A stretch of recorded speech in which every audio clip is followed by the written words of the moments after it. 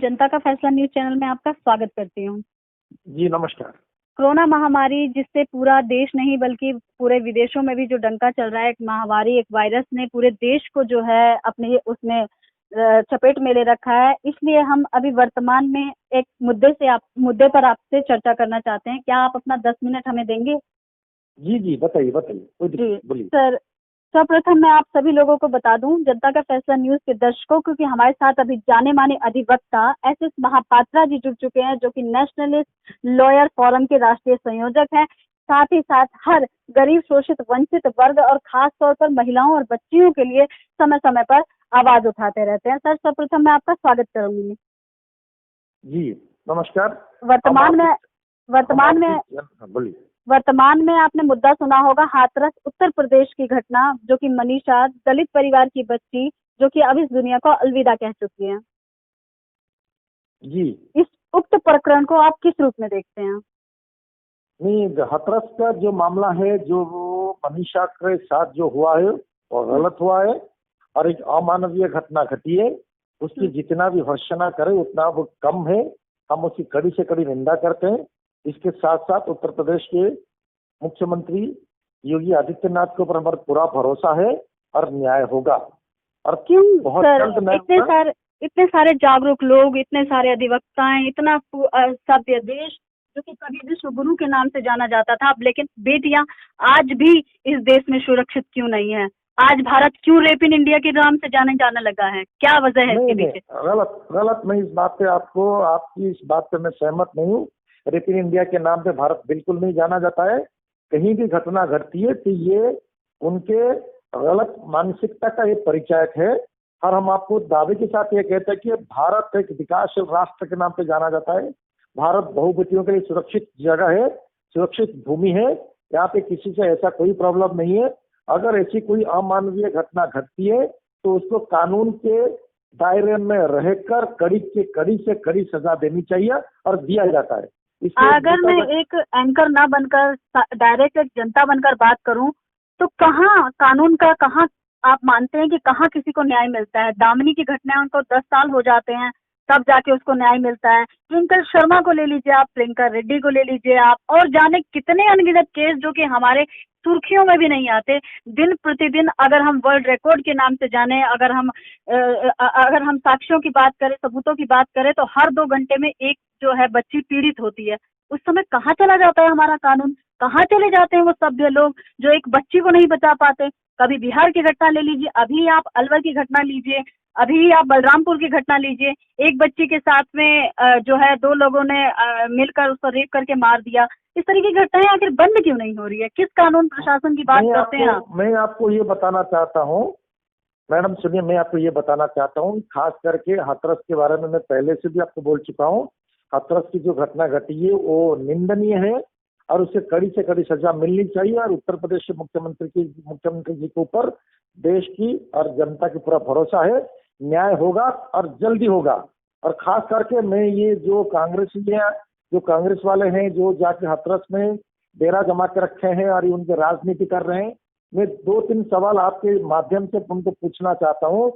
जो मनीषा, जो बहन है, जो पीड़िता थी, उसकी चिकित्सा चल रही थी दिल्ली में। तब तक कांग्रेस के कौन से नेता, प्रियंका वाडेरा या कांग्रेस के नेता राहुल गांधी, उनसे मिलने के लिए वहां पे गए हुए? तो मुझे बताइए, क्या वो उनकी मौत के इंतजार कर रहे थे कि कभी मरे और मुझ पर राजनीति करे? सेकेंड बात मैं आपको बताता हूँ, यूपी के बलरामपुर में एक दलित छात्रा के साथ रेप हुआ है, बलात्कार हुआ है और इसके साथ साथ इसकी हत्या कर दी गई है। और बलात्कार करने वाले एक शहीद के नाम, एक के नाम शहीद है और एक के नाम साहिल है। तो वहां पे क्यों नहीं Samajwadi party, Bahujan Samaj party, Bhim army और कांग्रेस वाले वहां क्यों नहीं जाते? क्योंकि वहां पे बलात्कार करने वाला 2 आदमी, उनके नाम है शहीद और साहिल, वो मुसलमान है। इसीलिए मुसलमान के वोट उनको ना मिल जाए, इसलिए वहां की घटना वो उठाना नहीं चाहते और वहां पे वो जाना नहीं चाहते। यहाँ पे कोई भी हो, देखिए मेरा ये कहना है कि कोई भी हो जो गलत काम करता है, जो गुनहगार है, उनको कानून के माध्यम से उसको सजा मिलनी चाहिए। और जहाँ तो प्रियंका रेड्डी हैदराबाद की बात आपने कही है, उनको ताबड़तोड़, उस ऑफिसर को हम सैल्यूट करते हैं जिन्होंने ताबड़तोड़ न्याय दिलाया। और हम भी उम्मीद करते हैं उत्तर प्रदेश के मुख्यमंत्री जी से, ये जहां तक ये हाथरस का घटना और बलरामपुर की घटना, दोनों में हम प्रियंका रेड्डी को जैसे न्याय मिला था वैसे ही हम न्याय चाहिए।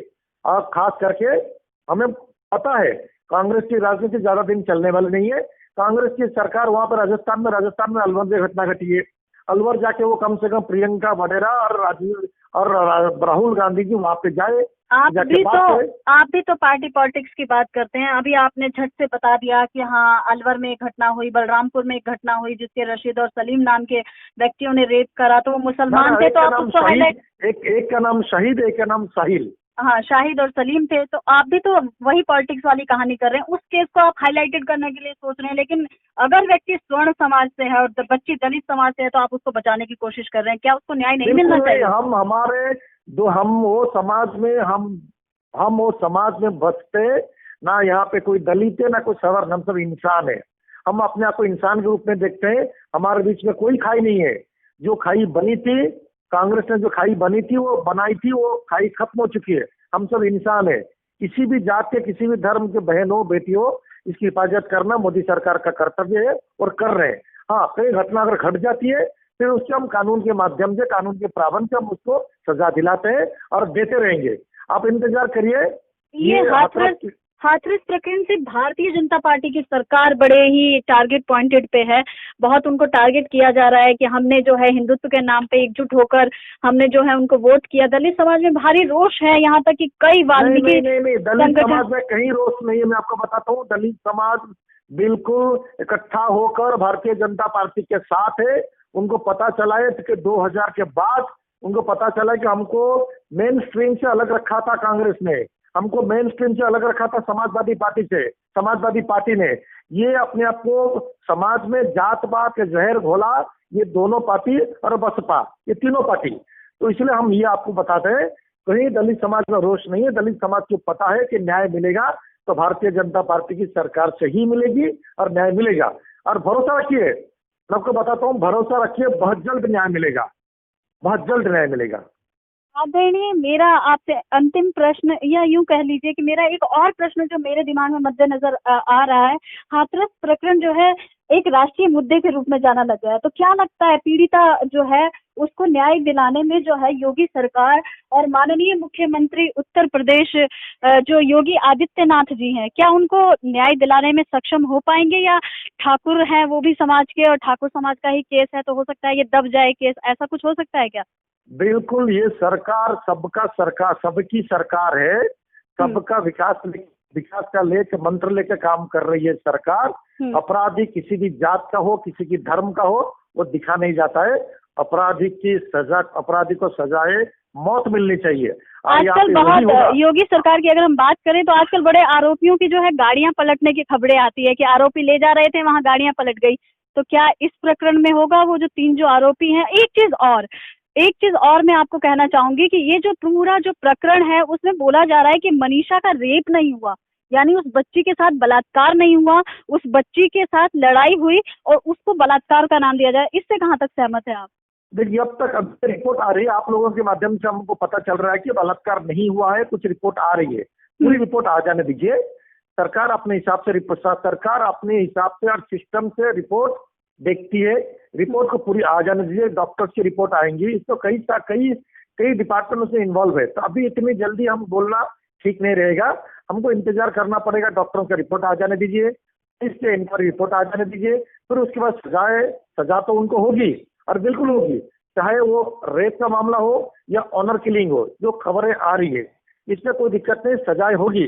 लेकिन हम आपके जरिए 2 सवाल पूछना चाहते हैं कांग्रेसियों से। ये अभी तक बलरामपुर क्यों नहीं गए?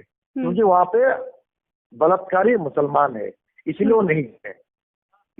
वो सिलेक्टेड एजेंडा लेके चलते हैं, देश को भ्रमित कर रहे हैं और देश में द्वेष पैदा करने के लिए कोशिश कर रहे हैं। लेकिन जनता को ये पता है कि जनता इसमें कुछ नहीं मानेगी। जनता को पता है हमें न्याय चाहिए और न्याय मिलेगा। कांग्रेस वाले बौखला गए हैं, इनकी राजनीति की दुकान बंद हो चुकी है और 2024 के बाद इक्का दुक्का कहीं दिखाई भी नहीं देंगे। मैं आपके माध्यम से बोल रहा हूँ। माननीय समय का बड़ा अभाव होता है, मुझे 10 मिनट में ही सारी चीजें जो हैं वो कवर करनी होती है और समय जो है लगभग जो है खत्म सा होने लगा है। बहुत ही अच्छी तरीके से आपने अपनी बात रखी। मेरा अंतिम प्रश्न है आपसे, देश की जनता, देश के युवा और देश के जो सुप्रतिष्ठित समाज सेवी हैं वो आपको सुन रहे हैं, आपके वॉइस क्लिप के माध्यम से आपकी बातों को जो है समझ रहे हैं।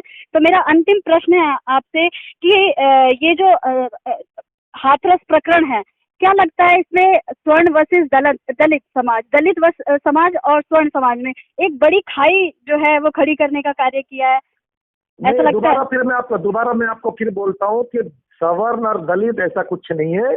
हम सब इंसान है, हम सब भारतीय है, हम सब हिंदू है, ऐसा कुछ नहीं है।